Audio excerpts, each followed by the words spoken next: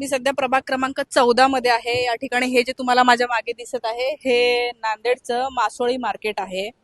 महानगरपालिकेची जागा आहे, महानगरपालिकेचंच मार्केट आहे. पण इथे जे काही विकलं जातं, तुम्ही पहिल्यांदा सुरुवातीला हे घाण बघा, ही कचरा. म्हणजे आता ज्या निवडणुका होणार आहे, तुम्ही ज्या नगरसेवकांना निवडून देणार आहे त्यांना पहिल्यांदा हे सांगा की हे अशा भागामध्ये इथे लोक सुद्धा राहतात, हे असं. आणि इथल्या हे नाला साफ नाही करत का? नहीं करते नाला साफ नहीं करते, लेकिन आपके सामने ही गंदगी। महीने 15 दिन वो भी बोले तो आते हैं, यहाँ पे हाँ? तो नहीं आते।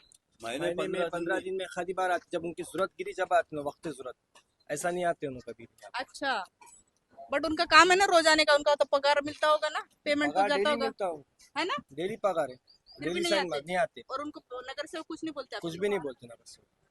ये उन्हें मछली बोलता मार्केट मेरा वार्ड नहीं है, उन्हें हाँ। बोलता मेरा वार्ड ये मछली मार्केट का रास्ता देखिए आप, तो टुटियाला है, और उधर से भी रास्ता आने के लिए जा रहे टुटियाला, उधर से भी नहीं है। इधर हम वही तो ये मछली मार्केट में हम सब व्यापारियों ने मिलके पैसे जमा करके ये पूरा बनाए। नांदेड मधले जे मासोळी खाणारे लोक, मासोळी प्रेमी लोक आहेत, त्यांना मासोळ्या प्रोव्हाइड करणारे एकमेव जागा, एकमेव ठिकाण हे आहे. या ठिकाणी महानगरपालिकेने पैसा खरं तर खर्च करायला हवा. हे बघा गाळे, हे गाळ्याची अवस्था. आणि या ठिकाणी हे फ्रीजिंग करायची काहीतरी व्यवस्था आहे, काहीतरी तंत्रज्ञान आहे.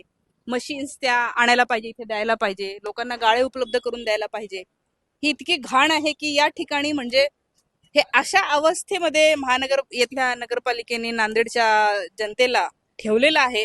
मला असं वाटतं की या नगरपालिकेच्या निवडणुकीमध्ये तुम्ही तुमच्या नगरसेवकांना हे सांगा